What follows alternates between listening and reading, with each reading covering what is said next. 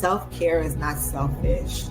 It's actually the biggest part of showing love that you could offer to your family, your friends, and your community. As women, we nurture and take care of the world. And so it's just so important to make your health, your self-care numero uno. So get around people who are going where you want to go and who are where you want to be. And that's exactly what I did. I wanted to be in real estate, so I got around people who were doing things in real estate that I wanted to do. So you might not be able to move things around or change what happened to you, but if you can change the way that you see it and how you're reacting to it, there's a way. You just do what you have to do. There's no excuse. This morning, I knew that if I didn't get up at 4 in the morning and clear out my emails and do everything that I needed to do. You don't want the government to dictate or a judge to dictate how your hard-earned sacrifice and wealth gets distributed to your family and your loved ones. Our culture is embedded in American culture. There are people who come to America and engage in American culture, which is Black culture. So Juneteenth is really about Black culture, and it's about celebrating us, celebrating the different diasporas of Black people, even the dialects.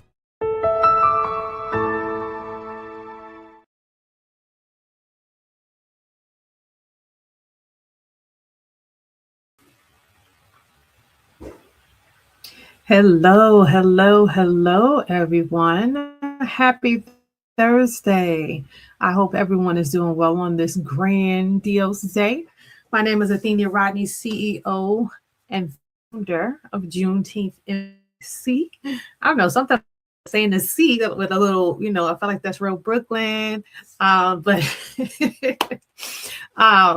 it's early. It's the morning, y'all. Well, getting into the afternoon. So we hope that you are joining us. We'll let you join. Today we have an amazing topic that we're going to be talking about with you, and you don't want to miss it. So if you know somebody who knows somebody who you think would need this information, who is a small business owner or a thriving business owner, that you've seen struggle with the day-to-day, they've said to you, I feel overwhelmed.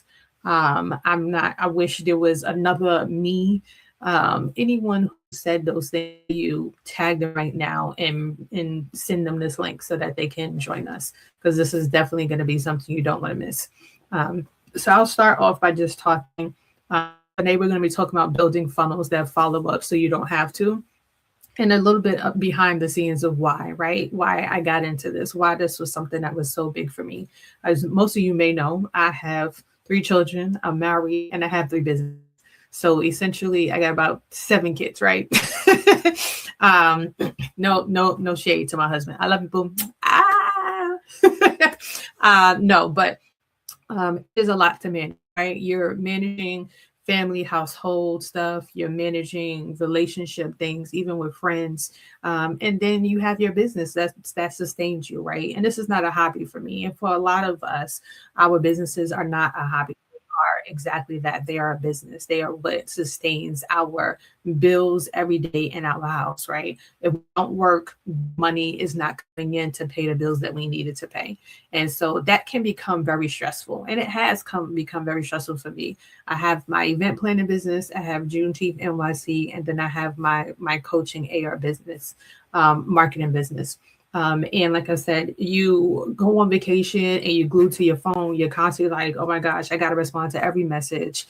Someone is sending you a message in DM on Instagram, somebody's sending you a message on Facebook, somebody's emailing you. Like, those are the things that are not sustainable. No one can live like that. And then people expect you to be able to respond immediately, right? We live in what we call a micro society, where things, if you're not responding within 90 seconds, people are moving on to the next thing. So you have to have automations in place. You have to have funnels in place. So let me start by saying this. How many of you have ever gone live on Facebook, live on Instagram, or use something like StreamYard, like this platform? And we can actually bring up the first slide so that we can get started on this. Bring up the slide, please. While we get some answers, so just drop your answers in the chat. How many of you have ever gone live on Facebook, Instagram, or used something like StreamYard?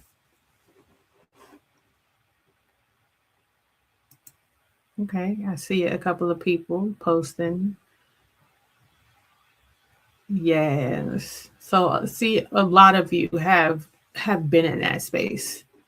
Let me see. Okay, a lot of you have been in that space. So now let me ask you this. After that live ended, what happened? Did you actually bring in new clients? What was the, or did it just end there? Did people just go into the space and then they were like, oh, okay, that was great? Or did it just end there? Or did you do a vending event and it just ended there as well? So today I'm going to show you how to turn your live videos and or your vending events into a system that keeps making you money beyond the event. And that's really what we want. An event should not be the end all of any customer's relationship. Your event, whether it be a virtual event or a in-person event, should be the start of your relationship, whoever or whatever you're doing. So we can go to the next slide. So let's be real for a second. How many people do you think watch your lives? Do you capture that information? How many people have you heard of after the live, right?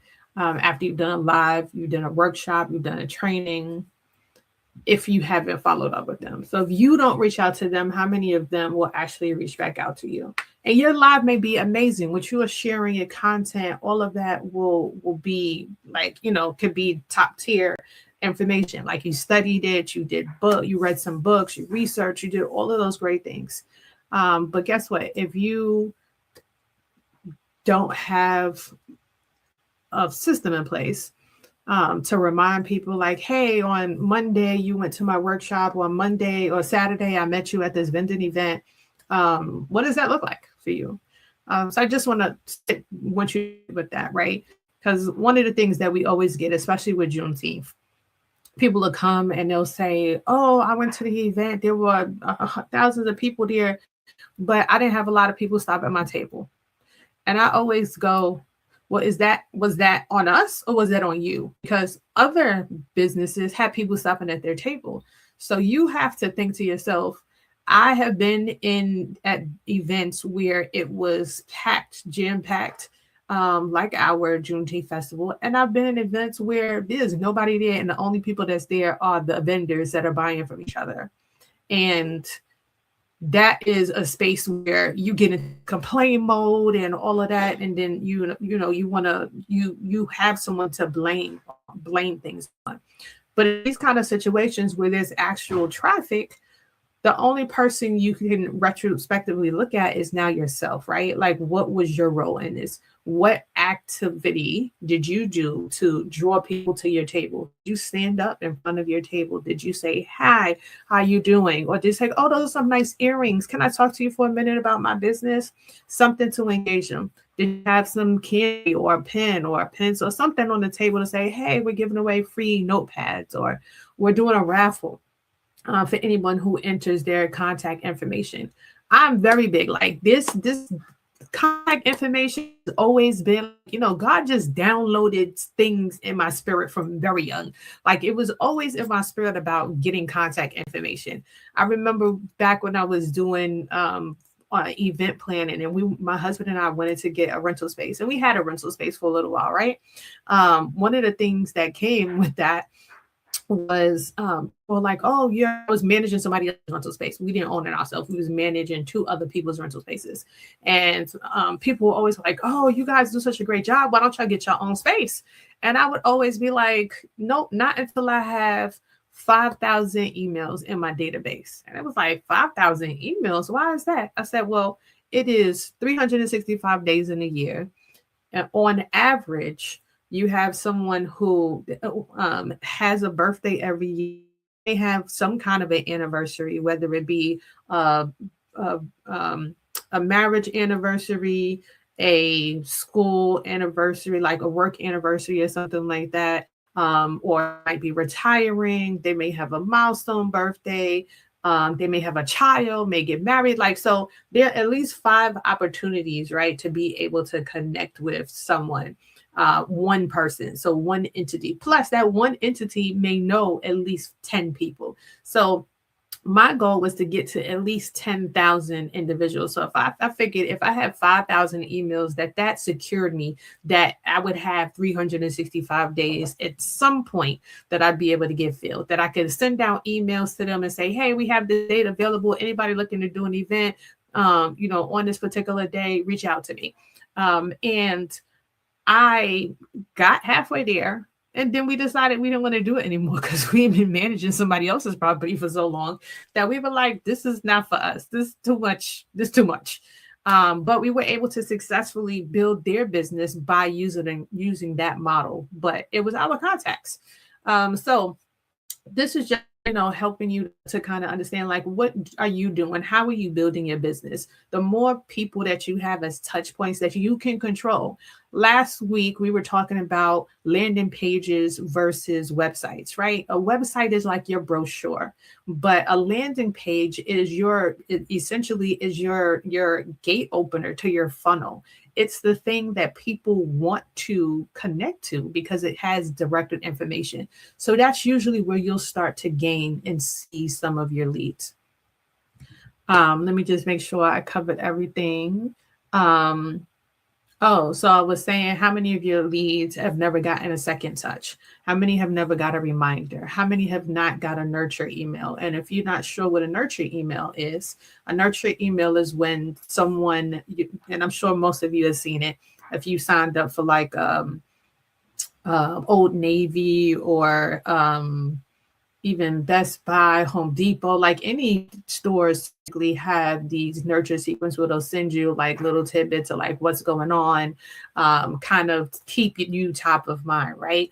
But the issue with a lot of these big boxes, when they send you messages, it's usually about them, about what they're selling, and it's not about you.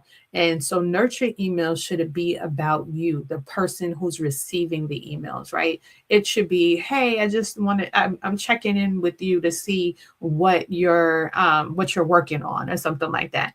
So it also starts the prompt them to respond to you, right? So that that they're interested. It also helps with your open rate. It also helps with your response rate, because if they're opening and responding because there was a question in the email, because they felt like you were talking directly to them, God does things in mysterious ways. So you never know, that email might have hit them right where it needed to. And then they remember, oh yeah, I remember you were talking about websites. And you know what?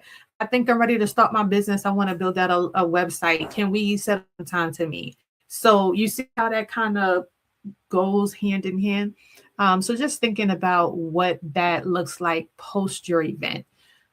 If you have issues, or which a lot of people are like, that's the next thing, right? Oh, what do I say? Like, just like social media, I don't know what to say. Like, and I get that, because saying something is not easy. We have tools, y'all. We have ChatGPT, we have AI. Like, there are tools out there that can help us to do what we need to do. We just have to be able to use them. So what exactly is a funnel? A funnel is simply this: what happens after someone sees your content? So let's connect it to, for example, YouTube, or again, a vending event. You at a vending event, people are passing by, they may stop at your table, have a conversation with you, and they're like, oh, these products are really great, I like them. I'm not able to purchase it right now, but you know what, later I'll definitely look for you. And then what do people typically say? They'll say, oh, okay, take down my Instagram and follow me. take down my Instagram and following is not the next step that you should ever have anybody do, but it is something that everybody does. Everybody says, take down my mother, knock down my T. Everybody says, take down my contact information. Follow me on Instagram, follow me on Facebook, follow me on YouTube. That is a third-party platform that you have no control over. I want you to listen to me when I say this. You have no control over it. And I'm telling you from personal experience, you could go to any of my Instagram pages right now. You will see and understand why I'm saying what I'm saying. We have a post on the very top of our page that says our page was deleted, because the powers that be thought that us sharing information about educating our people about our Black history was a threat, and they deleted our page. That's what happened. We had well over 10,000 people in our Instagram page, and now it's all gone. So all of those people, all of those years of content gone, nowhere to be found. You can search it up, Juneteenth NY by yourself. It is not there. Okay, so putting all of that energy into that space and then not having access to it afterwards, trust me, for a little while, I was real hurt. Like my feelings was all the way hurt, like crying, like all the way hurt, because I was like, oh my gosh, what do I do? How do I do this? I'm sitting there and fighting med them, going back and forth with them, trying to get them to restore my account, and nobody's responding. Nobody, all they keep saying is your account went against Instagram or Meta rules, and I'm like, well, which rules did I go against? And no one ever responded to tell me what they were. So we started another page. We started getting traction. We had 3,000 people on the page. Then they shut that page down.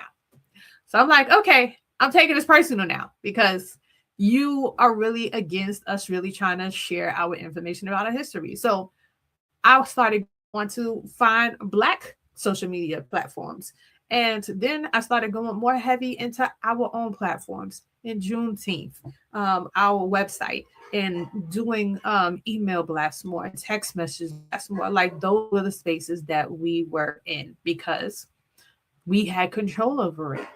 So I will always say, please, please, please don't send anybody directly to your social media anymore, because even with that, the algorithms change weekly. So this week it might be people who are doing TikToks. Next week it might be people who are posting 2-3 times a week that are getting more engagements. So you don't have control in that space. So you want to do stuff in spaces where you have control, right? So I went a little bit off on a tangent, but I just wanted to really hit home on that social media thing. So like I said, you're at an event, somebody comes to your event, they are talking with you, they say, okay, I'm gonna reach out to you at another time, and you send them now to your landing page, right? Because we talked about last week that we don't want to send them to a website, because a website is going to be too confusing. It doesn't give them the yes and no. And you want to guide them into a space that they will just sign up to be to follow you, to get information about what you're doing, where you're at, what new products you have, all of those kind of things, right? And to do that nurture that we just talked about, right? Just simple check-ins. How you doing, girl? How you doing, homie? What's going on in your life? Do you have anything new that's new under the sun? Like what's up? So that's that part, right? So now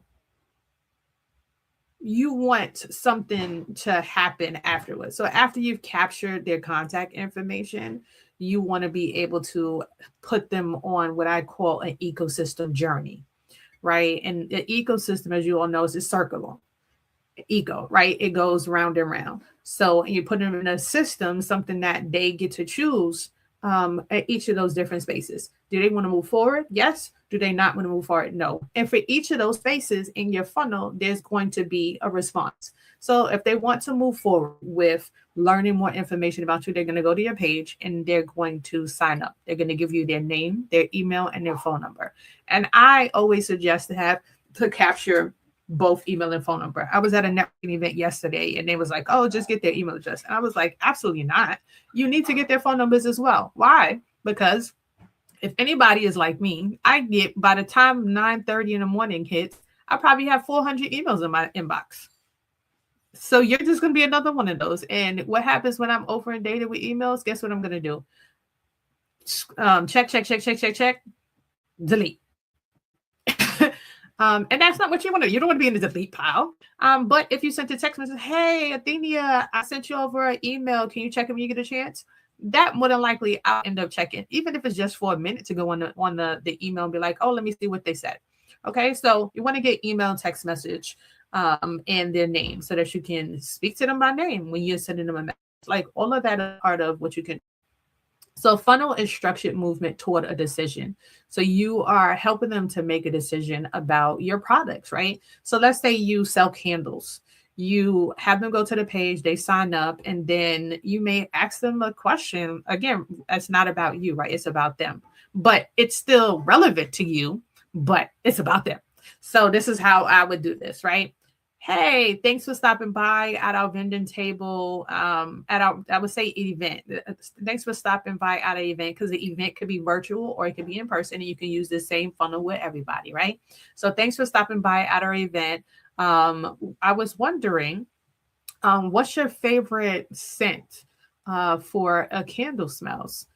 So you already know that they're interested in candles because they stopped by your booth, right? And they've shared that they had interest in candles. So typically, I'm not going to stop by a booth that I have no care about at all. Like I'm not interested, and I'm definitely not going to give my contact information to a company that I have no interest in. So they signed up. So it means they are interested more than likely in candles. So you might say, what kind of scents are you interested in? And they'll respond, oh, I like, for me, I would probably say vanilla, or actually love peppermint, right? I love peppermint candles because it reminds me of my grandmother, and when we used to be sitting in church and she would pass me a little peppermint so I could stay awake and pay attention to service, right? So that I just sent you a whole little blurb and a message as a response. That's engagement, right? So now you know, okay, she likes peppermint. So it might be, you can have triggers in your funnel that then say, if someone says peppermint, you'll send them this follow-up of questions. If someone says vanilla, you send them this. If someone says, what's the other one that everyone always talk about? Oh my gosh, I can't think of it. Called oh my gosh, why am I drawing the one that people always like is makes them feel relaxed. Why I can't think of it. Hibiscus, not hibiscus. I don't anyway. It's like right at the tip of my tongue, for the Lord's sake, and I can't get it. But anyway, so you have that. The other one that's like makes you feel serene and relaxed and everything.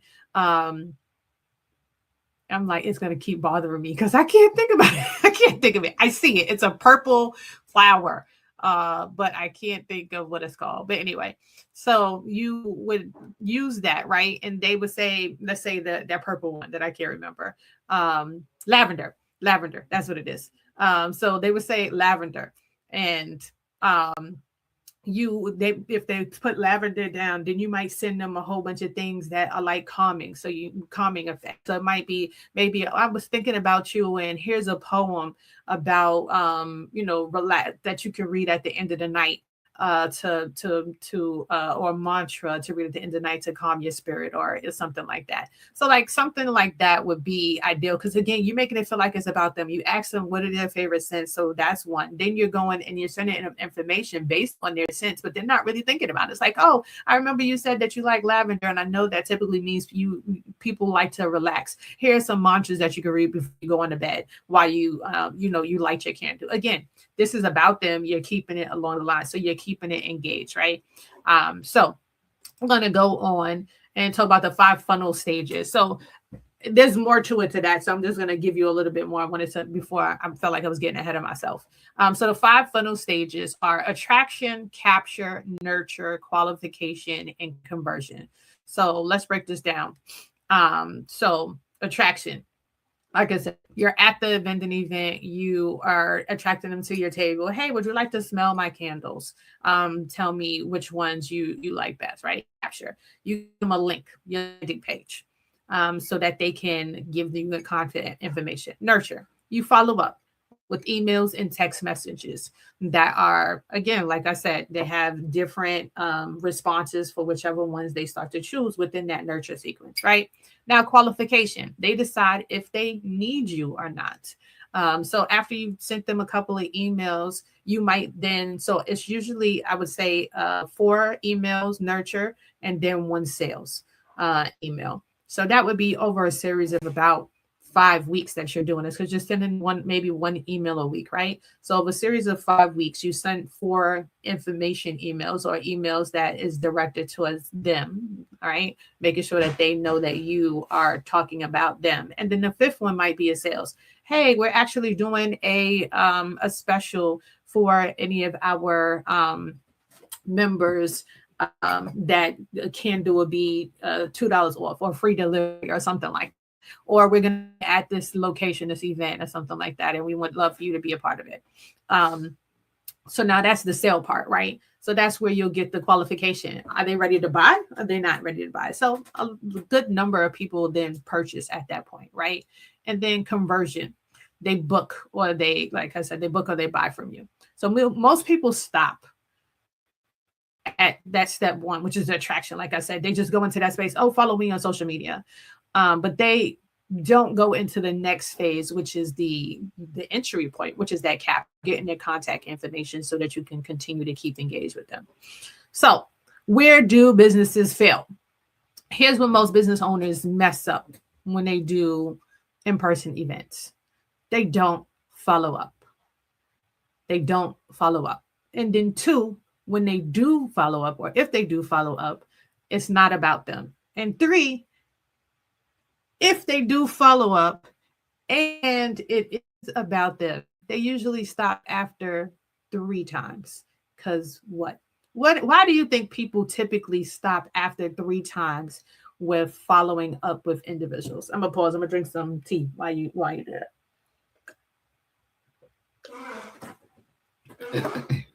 Why do people not follow up after 3 times when they reach out to somebody? Yep, you're right. Because you feel like you're bothering them. Like, oh my gosh, another email? Absolutely not. Guess what? When you are having somebody talk about themselves, they don't feel bothered.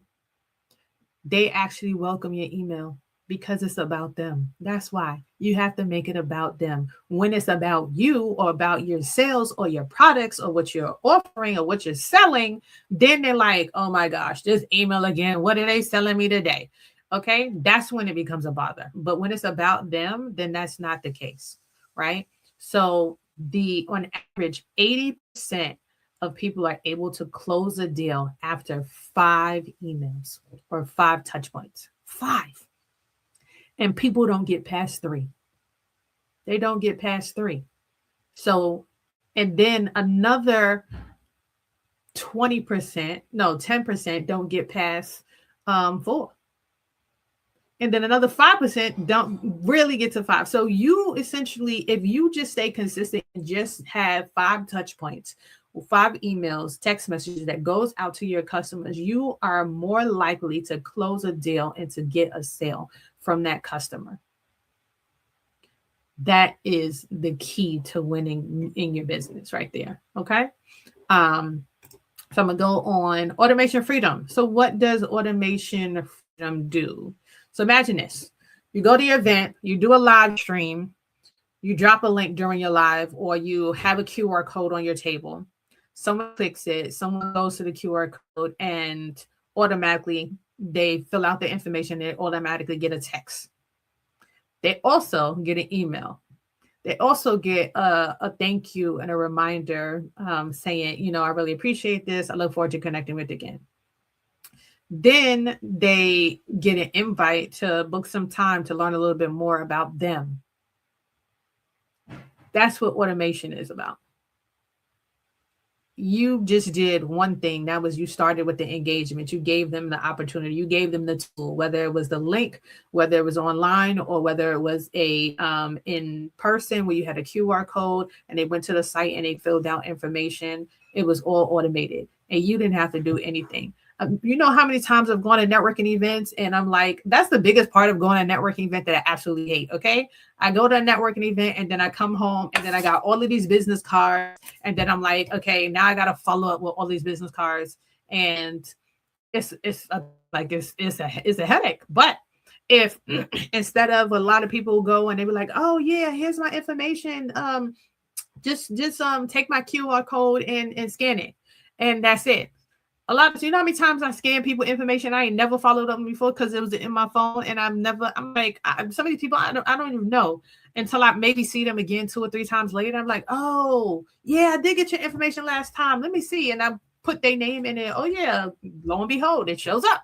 I'm like, oh wow, I didn't have your contact information, but because I didn't save it properly, or there was no engagement, there was no reminder or anything like that for me. No. So now when I go to networking events, I actually have a on my website. That's actually one of the things that we're selling too, that we offer, is where you can put their information. So it has their name, it'll have their phone number, their email, and then it'll say, how do we meet? And then say, and what I tell them, right? Because again, what's in it for them? I'll say, this helps you to remember my contact information. So if they put in how did they meet, and if there was something that they want to follow up with me about, so say they were like, oh yeah, I'm looking for a landing page, I actually wanted to put something together, you can say, I'm looking to put a landing page in there, and they press send. So those 4 things, right? 5: their name, their email, their phone number. Where did we meet? So let's say we met at like a Power Core meeting, or we met at like a networking event at the taco spot on Tuesday, and then what they would like to do, like what they would like to follow up and have a conversation. What that's going to do is it's going to send them a message, say, thank you, it was so great to meet you at the taco spot on Tuesday, the networking event, and I look forward to following up with you about your landing page. Or automated. I didn't have to touch it, I didn't have to look at it, it automatically did that. Then next day I'll send a message and say, hey, I was just I'm sending you a check-in. I wanted to see how you were doing. Again, it was really great meeting you at the taco spot, taco networking event on Tuesday. I would love to talk to you about your landing page. Here's my link to set up some time on my calendar. Again, I didn't do anything. I'm probably at another networking event. Okay. Then let's say they didn't buy, or they didn't connect. They get another text message and they say, hey, just wanted to check in. How's business going? Or what have you been up to lately? Don't forget, I just wanted to see if you wanted to set up that time to connect. Here's my link if you want to. That's 3, right? So we had 3. I got 2 more times to do that. Again, focusing, and these are text messages and email. And one of the text messages be, hey, I just sent you an email, check it when you get a chance. And then that email, it just might have a little bit of information about why it might be beneficial for them to work on a landing page, right? Some of the information that we talked about last week, where it's talking about landing pages are better for focusing on individual focus, and which one might be better for them. So that's kind of where you go. And I didn't have to do much of anything. It was already automated. It was running in the background. And now I have all their contact information in my database. And whenever I'm doing, let's say, a sale or promo, or have a new product that's coming out, guess what I get to do? I get to send them all the emails, because I know that they're interested in either landing websites or funnels, right? And I can talk to them about how to build out that process. Maybe I do a done for you workshop or webinar, and I'm like, hey, join me so I can teach you how to build out your own funnels. And so people join from that. So again, there's so much, you see the opportunities for re-engagement, right? So that's what I want to make sure that you're also seeing, the opportunities for re-engagement. So CRM equals control. CRM is a customer relationship management tool. Here's something I tell the business owners. If you're not tracking your leads, you don't have control. When someone watches you live, or they engage with you in person, and they click the link, or they go to your QR code, where do they go? Do you have their information, or do they just have yours? Can you follow up with them later, like we just talked about? Or do they just disappear until you see them again? Hopefully. That could have been your biggest client that just walked out the door. A CRM gives you control over your opportunities. It allows the system to work for you so that you can have some time to yourself. And like I said, for myself, I have other businesses, so it gives me time to work on my other businesses, not in them. And it gives me time to spend with my family, with my husband, with my friends. So it gives time back. And it's not looming over your head. Oh my gosh, I didn't get to respond to this person. I didn't get to call them back. So if 20 leads came in this week, what would your process look like? I would love for you to write that down. If 20 leads came in this week, what would that process look like? What happens next? Do you DM them? Do you hope they DM you? Do you try to remember who was watching your event or watching your lives or stop by your table? Absolutely not. Thousands of people may stop by your table at a vending event. Do you have a system that captures and follows up? That is the true heart and essence of any system. Do you have a system that captures and follows up? When they land on your page, are you able to collect their contact information? Because only one of those actually grows your business. The other makes you stressed. And that's reality. That's me. Like I said, I've been there. So what is this? Data is power. When you connect your live or your in-person events to a system, now you can track it. Who clicked your link? Who went to your QR code? Who signed up? How many emails? How many phone numbers did you get? Who opened the messages that you sent over to them?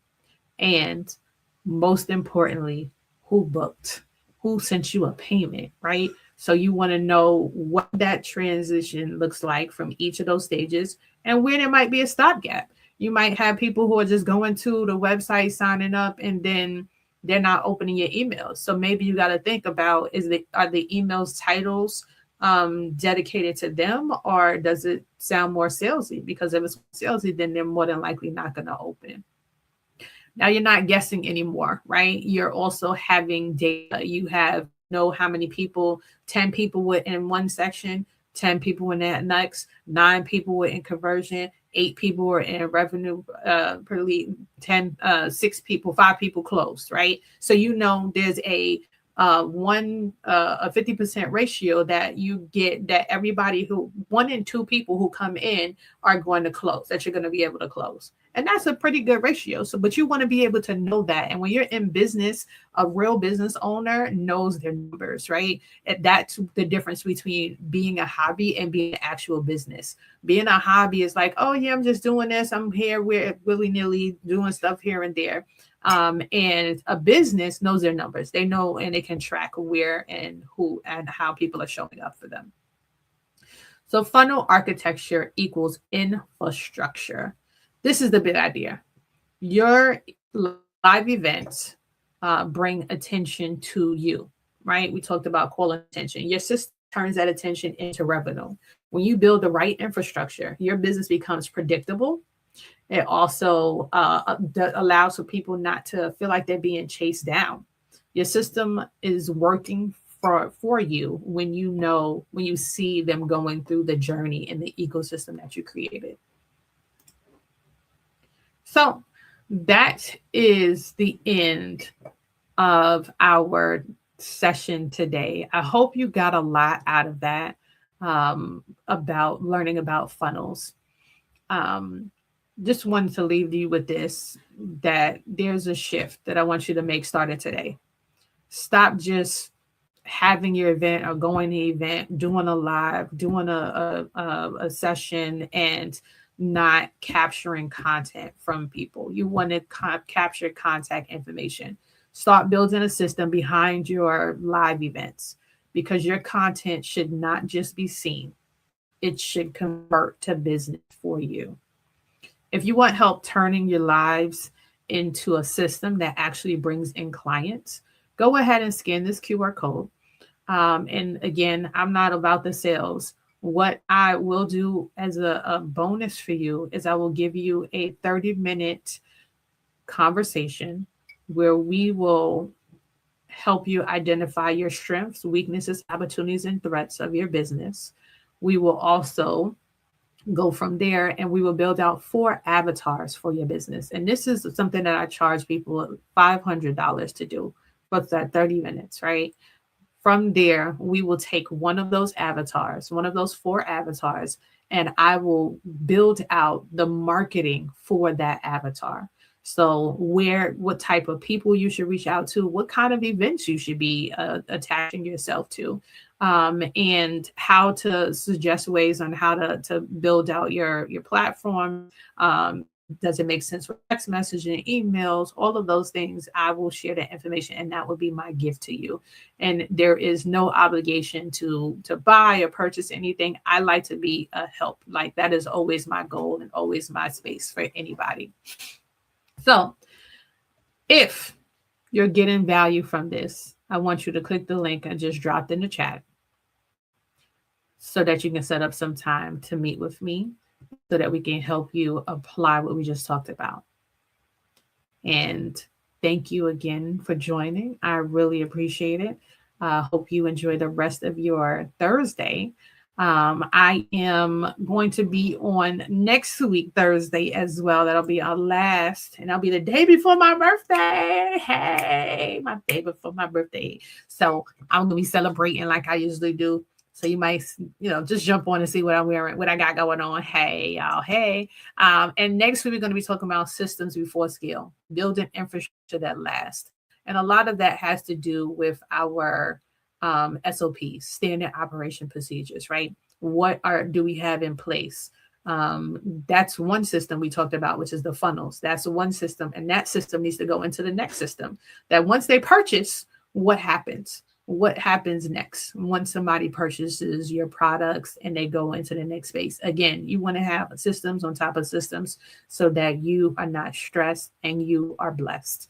Thank you all for joining with us. We just want to also remind you about Juneteenth. Juneteenth is coming up.